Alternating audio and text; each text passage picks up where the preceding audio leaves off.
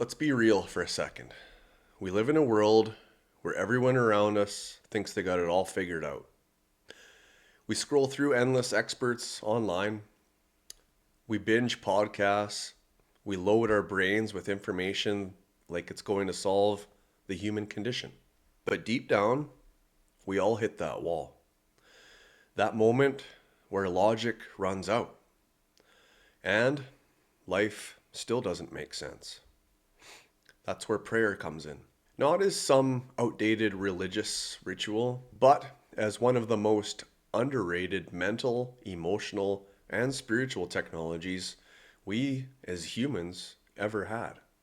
And I know some people roll their eyes at the idea of praying, but the latest neuroscience is showing us something powerful. They recalibrate your nervous system, reshape your perception, and give your mind the space it needs to breathe. So today, I want to show you not just how to pray, but why it matters psychologically, biologically, and spiritually. And I'm going to share a very real story about how prayer pulled me through one of the darkest moments of my life. I'm Scott Paskowitz, founder of Disciplined Being. I'm a dad, a fighter, and a student of presence.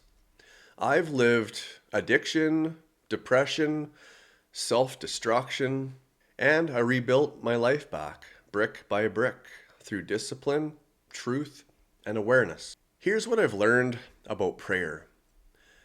Prayer is not asking, it's aligning. And when we align, results show up. Here's the truth that most people don't want to admit. You can read every book, biohack your way through every habit, make more money than you ever dreamed of, and you will still reach a point where your mind cannot fix what your soul is wrestling with. I hit that wall during my addiction. There were nights I sat there, head in my hands, tears in my pillows, feeling like I'd mapped out every logical way to get better, and still felt powerless. Andrew Huberman talks about this form of neuroscience lens. He says that the human brain is wired to explore, solve, and categorize, but it's also wired to feel awe. That sense of standing before something way bigger than us. And when we don't allow room for that awe, when we try to be our own gods, we create chronic tension in the nervous system. We grip way too tightly. We become cynical, rigid, and anxious. Prayer isn't about giving up thinking. It's about acknowledging I'm not built to carry all this alone. This is where Huberman's research gets fascinating. He and guest Dr. David DeSteno have discussed how spiritual practices like prayer actually shift our biology. First, prayer activates the parasympathetic nervous system. Through ritual, slowed breathing, and focused attention, your body exits the fight or flight mode. Cortisol drops, and your internal dialogue softens, quiets down the noise. Second, prayer changes your perception of aloneness. Even if you're praying quietly in a room, your brain registers that action as connection to something beyond you and me. That sense of I'm not alone has real effects on the mood and resilience. Third, prayer is a powerful cognitive reframing tool. When life feels chaotic, prayer gives you a lens to surrender what's outside your control. Neuroscience shows that when people surrender to a higher power, they often experience reduced anxiety and increased clarity.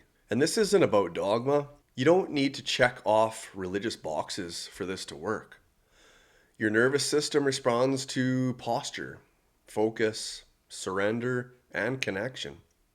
Whether you call that God, the universe, or simply just a force that's bigger than you and all of us. When I was deep in addiction, I had nights where I honestly didn't think I was going to make it out of. I was exhausted, mentally, emotionally, spiritually. I tried everything I could think of to white knuckle my way out, but nothing worked. One night I hit a breaking point. There was no ritual, no fancy setup, just me, broken down, whispering, God, I can't do this alone. Please, give me strength.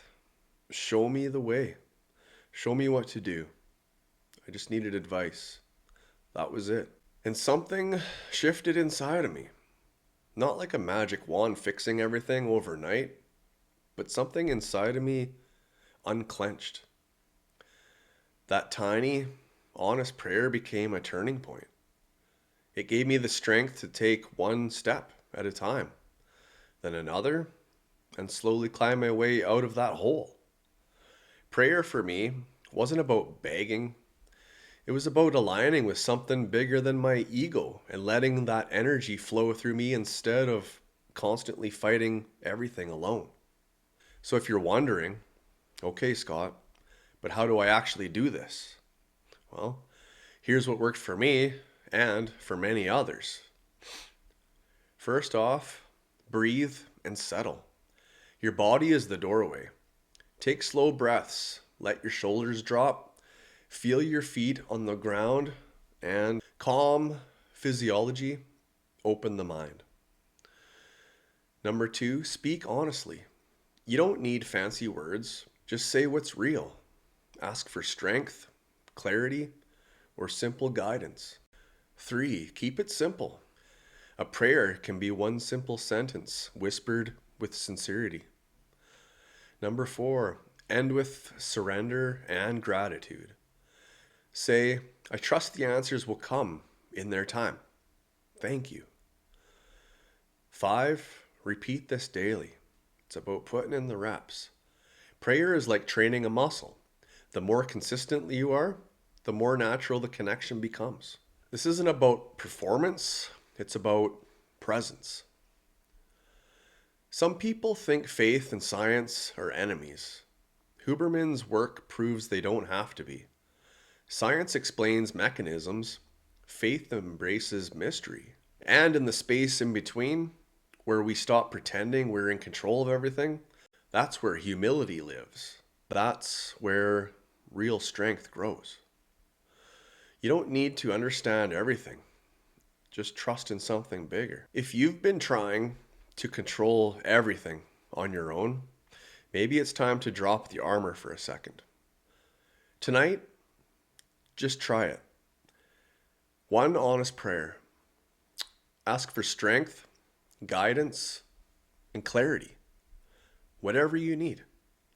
You don't have to figure it all out at once. You just have to open the door. If this spoke to you in any way, drop a comment below and tell me how prayer has impacted your life or where you're struggling right now.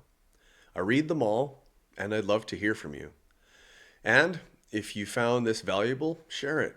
Someone out there is carrying a silent weight, and this might be the message that gives them permission to breathe again. Like, subscribe. I'm Scott from Disciplined Being. No time like the presence. I'll see you in the next one. Thanks.